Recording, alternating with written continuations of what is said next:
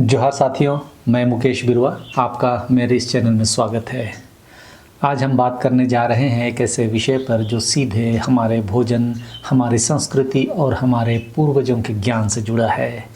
उसना चावल और अरवा चावल। आपने देखा होगा कि भारत के अधिकांश आदिवासी समाज, चाहे वह झारखंड, उड़ीसा, छत्तीसगढ़ या बंगाल हो, वहाँ उसना चावल अधिक खाया जाता है, जबकि अरवा चावल बहुत कम।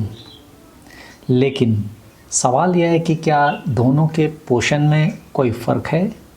क्या उसना चावल ज़्यादा फायदेमंद है? और सबसे महत्वपूर्ण, क्या यह तरीका आदिवासियों का वैज्ञानिक ज्ञान है? आज हम इस पूरे विषय को वैज्ञानिक और सांस्कृतिक दोनों नज़रियों से समझेंगे। उसना और अरवा चावल क्या है? चावल का स्ट्रक्चर पहले समझ लीजिए। ऐसे दिखता है। हमको समझने के लिए ब्राउन लेयर जो बार बार आएगा, या जो धान की ऊपरी परत जिसे भूसी कहते हैं, कि नीचे की पूरी परत को ब्राउन बोलते हैं। हाथ से ऊपरी परत खोलिएगा तो लाल लाल सा जो परत दिखता है उसे ही ब्राउन लेयर कहते हैं। हिंदी में चोकर बोला जाता है। जो मांसल जोन है उसे इंडोस्पर्म बोलते हैं, जहाँ गर्म करने पर मिनरल आदि चले जाते हैं। आगे इसे समझेंगे। तो सबसे पहले हम अरवा और उसना चावल कैसे बनता है उसे थोड़ा जान लेते हैं। अरवा चावल, इसमें धान को सीधे मिल में ले जाते हैं, मशीन चलाते हैं, ऊपर की भूसी और ब्रान की परत उतर जाती है, तो जो बचा वह चमचमाता सफ़ेद अरवा चावल होता है। लेकिन इस प्रोसेस में क्या हुआ, धान की बाहरी परत जिसे ब्रान कहते हैं, उसमें जो विटामिन्स थे, जो मिनरल्स थे, वो सब बाहर फेंक दिए गए। जो बचा वो है सिर्फ स्टार्च, एक खाली कैलोरी। अब उसना चावल पर चलते हैं।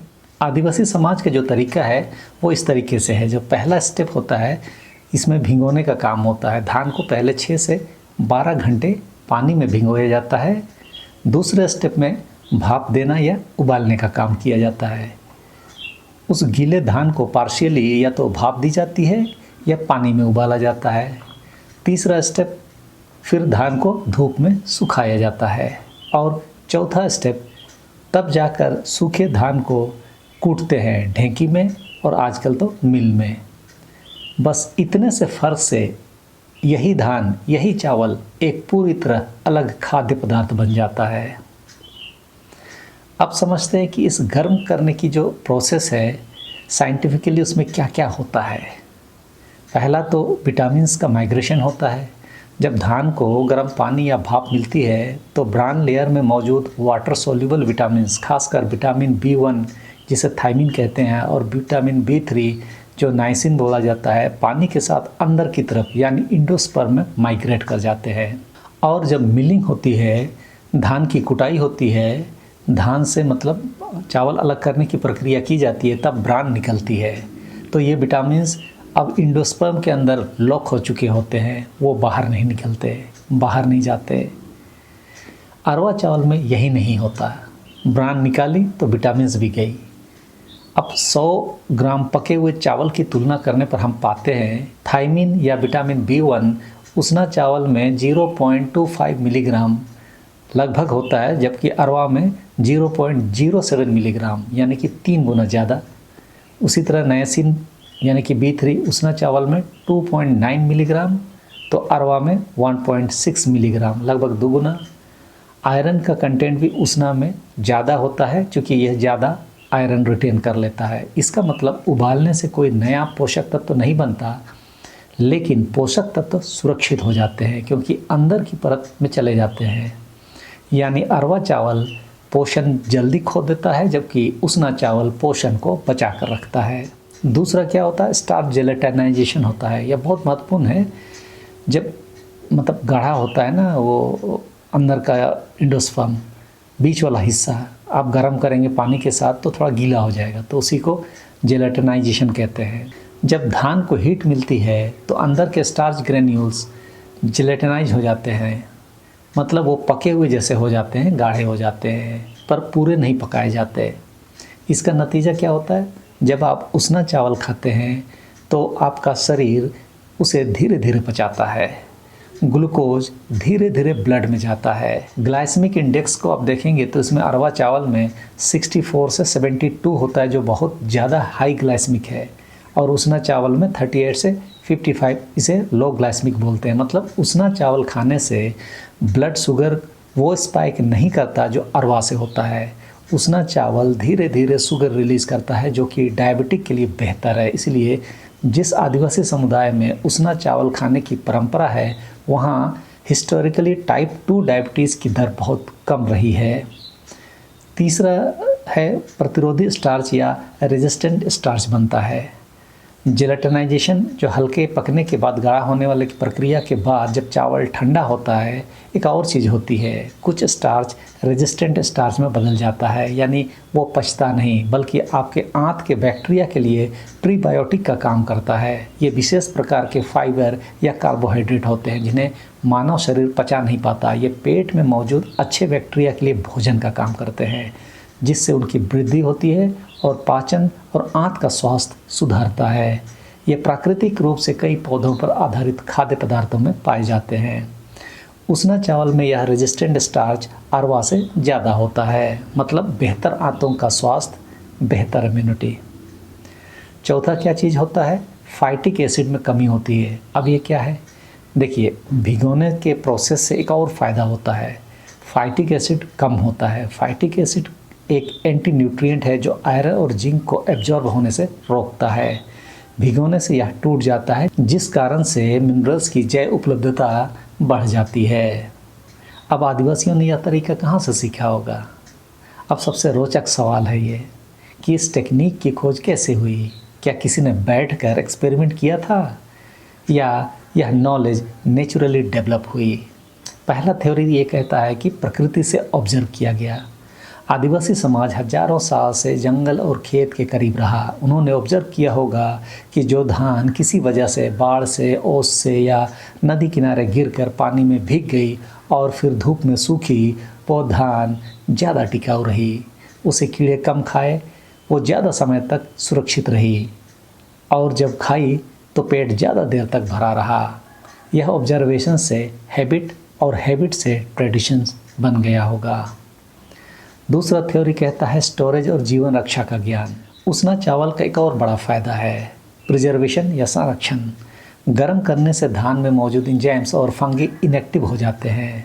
मतलब उसना चावल अरवा की तुलना में ज़्यादा समय तक बिना खराब हुए रहता है। जंगल में, पहाड़ पर जहाँ रेफ्रिजरेटर नहीं था, वहाँ यह जीवन और मृत्यु का फ़र्क था। सर्वाइव करने के लिए जो टेक्निक काम करती है वो ट्रेडिशन बन गई। तीसरा थ्योरी कहता है कि इंडिया में इसकी डॉक्यूमेंटेड हिस्ट्री है। पुरातात्विक साक्ष्य के अनुसार यह तरीका भारत में कम से कम 6 से 7 हज़ार साल पहले आया। तमिलनाडु, उड़ीसा, झारखंड, असम, बंगाल, इन सभी क्षेत्रों के आदिवासी और कृषक समाजों में उसना चावल की परंपरा मिलती है। यजुर्वेद जो 4000 साल पहले लिखी गई थी में भी चावल का उल्लेख है, जो दिखाता है कि आर्यों ने आदिवासियों को देखकर उसे ग्रंथ में स्थान दिया। अर्थशास्त्र जो चाणक्य ने लिखी थी उसमें भी ओडाना यानी पारबॉइल्ड राइस का उल्लेख है। उसना चावल को ही पारबॉइल्ड राइस भी कहते हैं।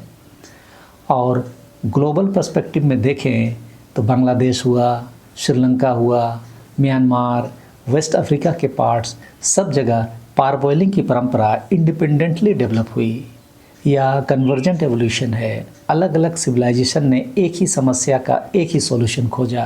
इससे बड़ा प्रूफ क्या होगा कि यह टेक्निक सच में काम करती है। चौथा थ्योरी कहता है बेरीबेरी, और इतिहास का सबसे बड़ा सबूत है। अब ये बेरीबेरी क्या है? एक्चुअली 19वीं सदी में जब यूरोपियन कॉलोनियल पावर्स ने एशिया में वाइट मिल्ड राइस यानी अरवा चावल को मास स्केल पर इंट्रोड्यूस किया तो एक बीमारी फैली, नाम था बेरीबेरी। बेरीबेरी होती है थायमिन यानी कि विटामिन B1 की कमी से, और यह बीमारी उन्हीं लोगों में फैली जो पॉलिश किया हुआ अरवा चावल खाने लगे। जापानी नेवी में, म्यांमार में, इंडोनेशिया में लाखों लोग मरे, और जो कम्युनिटीज़ उसना चावल खाती रही वो बचती रही। उस समय के साइंटिस्ट समझ नहीं पाए। आदिवासी समाज बिना लैब के, बिना रिसर्च पेपर के सही रास्ते पर थी। आधुनिक विज्ञान ने इन सब चीज़ों को कंफर्म किया। कैसे? 20वीं और 21वीं सदी में जब साइंस ने इसे प्रॉपरली स्टडी किया तो सब कंफर्म हुआ। फूड एंड एग्रीकल्चर ऑर्गेनाइजेशन और WHO ने पारबॉइल्ड राइस को न्यूट्रिशनली सुपीरियर माना है। जर्नल ऑफ फूड साइंस में पब्लिश्ड स्टडीज़ बताती है कि पारबॉइलिंग से थायमिन यानी कि विटामिन B1 रिटेंशन 80% तक हो जाता है, जबकि वाइट मिल्ड राइस में यह 20% से भी कम रह जाता है। Harvard school of public health के रिसर्चर्स ने पाया कि होल ग्रेन और पारबॉइल्ड राइस खाने वाले पॉपुलेशंस में टाइप 2 डायबिटीज़ का रिस्क सिग्निफिकेंटली कम होता है। यह आदिवासी अंधविश्वास नहीं था, यह एविडेंस बेस्ड न्यूट्रिशन था, बिना किसी लैब के। तो हम क्यों भूल गए? फिर सवाल उठता है, अगर उसना इतना बेहतर है तो अर्बन इंडिया ने इसे क्यों छोड़ा? जवाब है औपनिवेशिक आधुनिकता और क्लास पॉलिटिक्स के कारण। अंग्रेज़ों के ज़माने में और उसके बाद भी सफ़ेद चमकदार पॉलिश किया हुआ चावल सोफिस्टिकेटेड माना जाने लगा। उसना चावल जो थोड़ा येलो या ब्राउन दिखता है उसे गरीबों का खाना या देहाती खाना कहा गया। यह क्लास स्टिग्मा या वर्ग कलंक का था, न्यूट्रिशनल ट्रूथ या पोषण संबंधी सत्य नहीं था कि हम बड़े लोग हैं तो साफ खाएंगे। आज जब शहरी मिडिल क्लास ब्राउन राइस के लिए प्रीमियम पे करती है, वो बेसिकली उसी कंसेप्ट की तरफ वापस जा रही है जो आदिवासी समाज ने कभी छोड़ा ही नहीं था।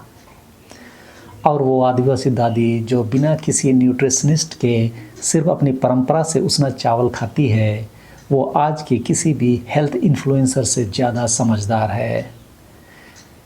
तो आप अच्छा से यह समझ लीजिए, पहला तो कि उसना चावल बनाने की प्रोसेस साइंटिफिकली साउंड है। भिगोना, गरम करना, सुखाना, यह कॉम्बिनेशन विटामिन्स को एंडोस्पर्म में लॉक करता है, ग्लाइसेमिक इंडेक्स घटाता है, रेजिस्टेंट स्टार्च बढ़ाता है। तो दूसरा, यह नॉलेज आदिवासी समाज ने हजारों साल के ऑब्जर्वेशन, ट्रायल और सर्वाइवल विजडम या जीवन रक्षा का ज्ञान से डेवलप किया या उससे उसे हासिल हुआ। तीसरा, आधुनिक साइंस ने इसे कंफर्म किया है, देर से ही सही लेकिन किया है। और चौथा, जो ट्रेडिशंस हम पिछड़ा कहकर डिसमिस करते हैं उनमें अक्सर वो विजडम छुपी होती है जिसे हम लैब में ढूंढते हैं। अगर आपके घर में आपके आसपास कोई उसना चावल खाता है, उन्हें बताइए कि वे सही कर रहे हैं, और अगर आप नहीं खाते तो एक बार ट्राई कीजिए। याद रहे, फ्री में जो राशन हम लोग को भारत देश में मिलता है वह केमिकल युक्त फोर्टिफाइड राइस मिलता है उसमें, जिसके बारे में ज़्यादा जानकारी आप मेरे इस वीडियो से ले सकते हैं। तो इस समय के लिए इतना ही। सबों को धन्यवाद। जोहार।